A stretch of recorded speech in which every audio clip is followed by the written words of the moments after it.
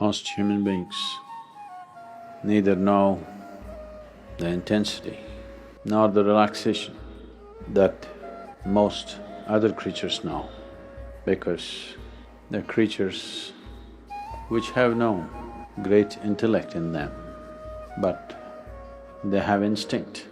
To go by the instinct means they go by the voice of the nature, but humans go by their thought.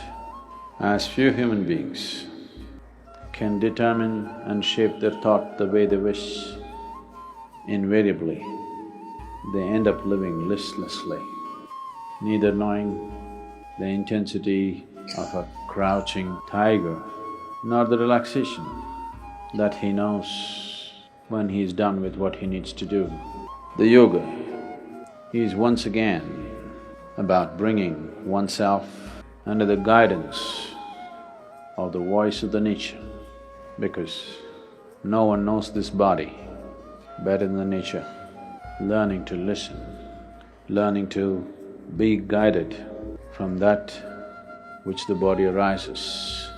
So the process of yoga is to be able to sit here for now, just as an extension of this earth, as one will anyway become.